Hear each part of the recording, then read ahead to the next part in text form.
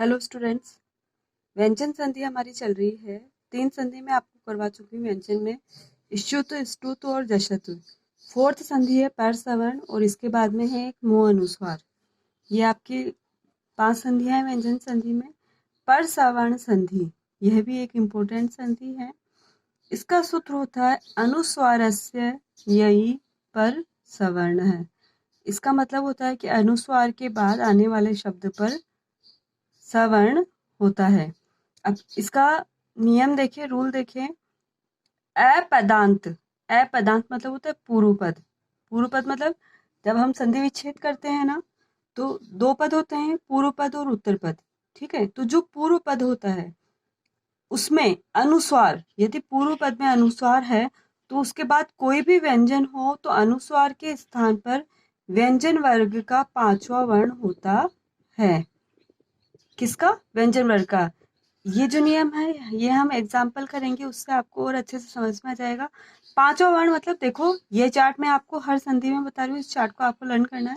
5वां वर्ण मतलब ये अंतिम वर्ण, ये 5वां वर्ण, ये किसके स्थान पर? व्यंजन का 5वां वर्ण। ये आपको एग्जाम्पल से ज्यादा अच्छे से समझ में आएगी संधि।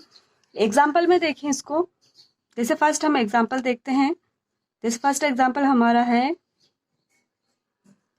अम प्लस कह।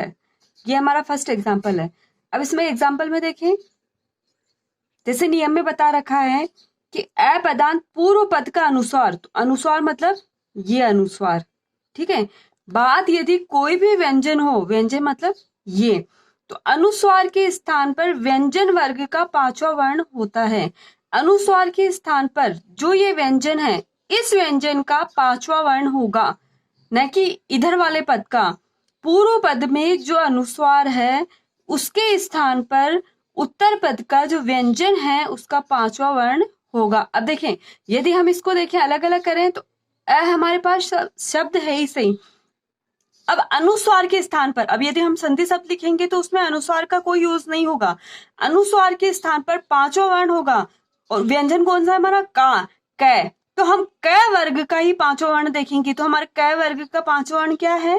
अन। तो यहाँ क्या आ गया? ये हाफ है अनुस्वार, इसलिए ये भी हाफ ही आया। और ये जो व्यंजन है ये ऐसे के ऐसे आ जाएगा, तो शब्द क्या बन गया?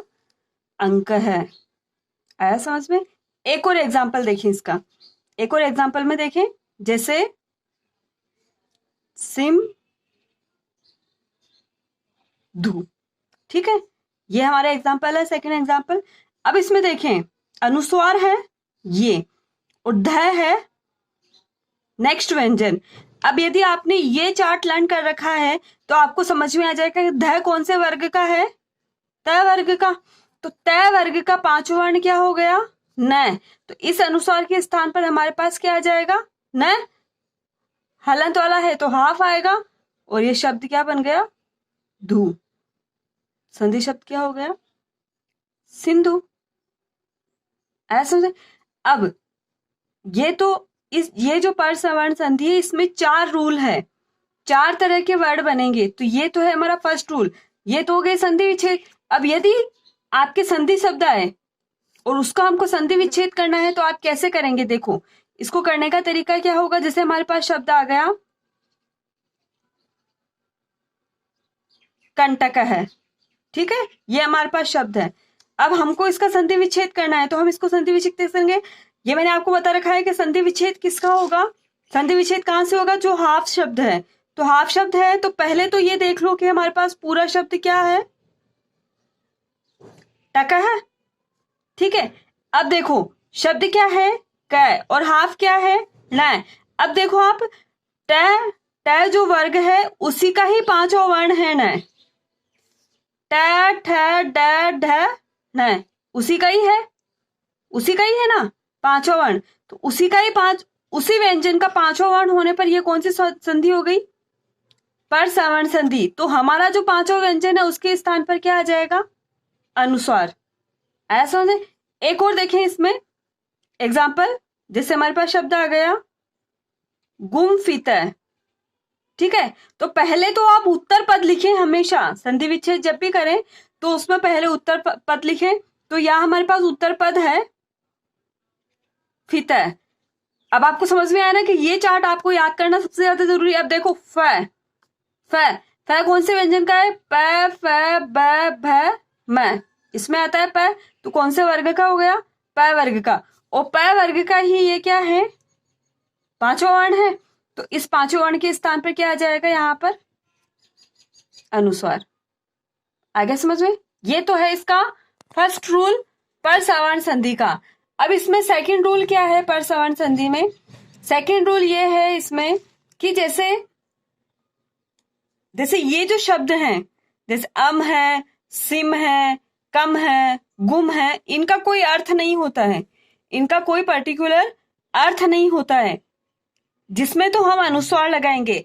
अब यदि ये हमारे पास अनुस्वार का शब्द ऐसे आ जाता है, त्वम प्लस चलसी, ठीक है, ये हमारे पास अनुस्वार का शब्द है। अब यदि हम इसको अलग अलग देखें तो त्वम का भी कोई अर्थ निकलता है और चलसी का भी कोई अर्थ निकलता है, दोनों के अलग अलग अर्थ निकलते हैं।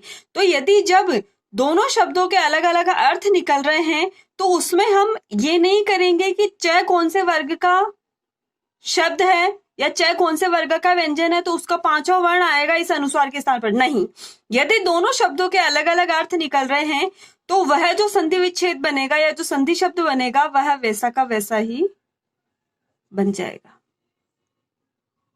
आया समझ में? देखो एक और देखो इसमें, जैसे शब्द है, अब हम शब्द देखते हैं, गुरुम नमती, ठीक है, गुरुम नमती हमारे पास शब्द है, ठीक है। अब हमको इसका संधि विच्छेद करना है, संधि विच्छेद करना है, तो आपका संधि विच्छेद करने के लिए आपको ऐसे तो समझ में आ गया कि ये पर सवर्ण संधि है, पर जब पर सवर्ण संधि में आप अनुस्वार कब लगाएंगे? यदि हम पर सवर्ण संधि देख रहे हैं तो यदि फर्स्ट लेटर का या फर्स्ट व्यंजन का कोई अर्थ नहीं निकल रहा है तो उसमें पांचवा वर्ण आ रहा है, और यदि अनुस्वार है, दोनों शब्दों का अर्थ निकल रहा है, तो दोनों शब्द कैसे आ जाएंगे? गुरुम प्लस नमती। आगे समझ में? ये तो हो गया इसका सेकंड रूल। अब देखो इसमें थर्ड रूल, थर्ड रूल क्या है? थर्ड रूल देखो, जैसे संधि विच्छेद है, वाग प्लस मूलम, थर्ड रूल, इसमें देख लें कि इसमें लिख लें यहां पर नियम में, पूर्व पद के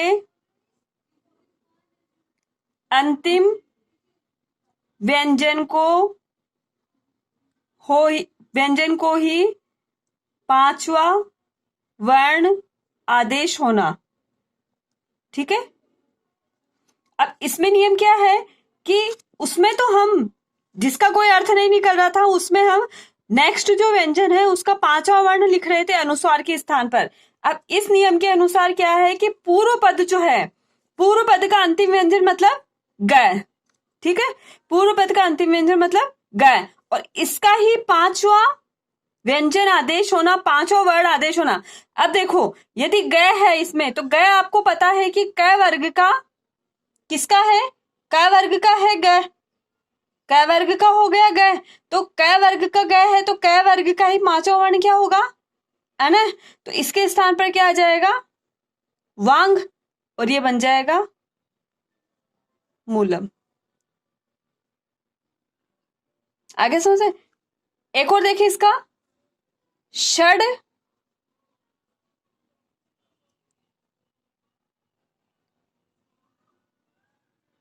मयूखा, ठीक है। अब इसमें ड है, ड किसका है? ट वर्ग का, कौन से वर्ग का है? ट वर्ग का, तो ट ठ ड ढ अण, इसका पांचवा वर्ण क्या हो गया? अण, तो क्या बन गया हमारे पास? षण मयूखा। क्या बन गया हमारे पास शब्द? षण मयूखा। एक और देखें इसका, एतद प्लस मुरारी, द कौन सी का है? त वर्ग का, त थ द ध न, इसका पांचवा वर्ण क्या हो गया? न, तो हमारे पास शब्द क्या बन गया? एतन, हलंत वाला है तो न भी आधा आएगा, एतन मुरारी, ठीक है। ये जो मैंने आपको बताई इसमें ही दो ट्रिक आ गई है 3 ट्रिक हो गई, ये थर्ड हो गई, थर्ड ट्रिक टोटल है। इसमें एक चीज और है, एक चीज और, यदि आपको ऐसे समझ में नहीं आता है कि हम इसका अंतिम व्यंजन करें या इसका अंतिम व्यंजन करें, तो इसमें एक चीज और है कि यदि हमको पूर्व पद के अंतिम व्यंजन का 5वां वर्ण लिखना है, तो आपके जो एग्जाम्पल आएगा 10th क्लास में वह यही आएगा कि उत्तर पद में फर्स्ट वर्ड मैं होगा। अब तो कर लेंगे आप लोग, आगे समझ में। उसमें उत्तर पद में क्या होगा, मैं होगा। अब ये मत समझ लेना मैं हो गया, तो यदि मैं इसमें आपको एक एग्जाम्पल और दिखाती हूं, जैसे एग्जाम्पल है सम प्लस मानम, सॉरी ये इसमें सिमिलर हो गया है, ये यहाँ पर कंटक है, यहाँ देखें, यहाँ देखें, इसका एक एग्जाम्पल देखें, सम प्लस मानम। अब सम का कोई अर्थ नहीं निकलता है, कोई अर्थ नहीं निकलता है सम का, तो मैं जो है इस मैं से अनुसार आप ऐसे नहीं लिखेंगे, इस मैं के अनुसार ऐसे लिखेंगे कि ये मैं कौन से वर्ग का है, उसी का ही 5वां वर्ग, तो वैसे ही ये नॉर्मली 5वां वर्ग है, तो इस मैं के स्थान पर भी क्या आ जाएगा, सम मानम। आगे समझे। इसमें यही होगा, दूसरे व्यंजन का कोई सा भी पहला, दूसरा, तीसरा, चौथा, पांचवा कोई सा भी व्यंजन हो सकता है, और उत्तर पद में मैं हो तब हमको उस व्यंजन का मैं लिखना है, उस व्यंजन का 5वां अक्षर लिखना है। आगे आपको यहां तक समझ में, पर सवर्ण संधि समझ में आ गई है आप लोगों को। एक बार वापस इसको रिवाइज करेंगे और अच्छे से समझेंगे। एक लास्ट संधि आपकी बची है मोह अनुसार संधि, उसको भी मैं आप लोगों को बता देती हूँ। देखो मोह अनुसार संधि बहुत इजी संधि है। मोह अनुसार, इस संधि में क्या होता है, 5वें लिख लें, इसमें मैं के स्थान पर अनुस्वार होगा, मैं के स्थान पर क्या होगा, अनुसार। अब इसमें आपके संधि विच्छेद कैसे आएगा, जैसे उसमें ही बता रही थी मैं आपको, त्वम प्लस चलसी, ठीक है। तो ये जो मैं है इसके स्थान पर क्या आ जाएगा, अनुस्वार। आगे अब आप कहेंगे कि मैम यदि हमारे ऑब्जेक्टिव में ऐसे आ गया कि त्वम प्लस चलसी आ गया है, फिर हम संधि विच्छेद में या संधि नाम में कौन सा लिखेंगे, तो ऑप्शन में तो आएगा ही नहीं, आपकी क्वेश्चन संधि विच्छेद का ऑप्शन में नहीं आएगा, ऐसे ही आएगा। तो यदि आप उसके स्थान पर मोह अनुस्वार भी लिख लेते हैं या पर सवर्ण भी लिख लेते हैं, तो वो दोनों सही है, पर सवर्ण लिखेंगे तो पर सवर्ण के रूल के हिसाब से संधि विच्छेद होना चाहिए, और यदि मोह अनुस्वार लिखेंगे तो मोह अनुस्वार के अनुसार ही उसका संधि विच्छेद होना चाहिए। जैसे ये आदत है, तो यदि आप इसका संधि विच्छेद ऐसे करते हैं तो हम प्लस चलसी, तो कौन सी संधि हो गई, मोह अनुसार, और आप इसका संधि विच्छेद ऐसे करेंगे तो हम प्लस चलसी, तो ये कौन सी संधि हो गई, पर सवर्ण। आगे समझ में। ये मोनुसार बहुत इजी संधि है, बस इसमें इतना सा ही लिख लें, और यदि आपको कुछ और एग्जाम्पल इसमें आते हैं समझ में तो आप लोग कर ले, ठीक है। Thank you so much. और यदि इन संधि में पर सवर्ण मोनुसार में यदि आपको कोई डाउट है तो आप मुझसे पूछ सकते हैं। आप इसको अच्छे से वापस रिवाइज करें, अच्छे से समझें। Thank you so much.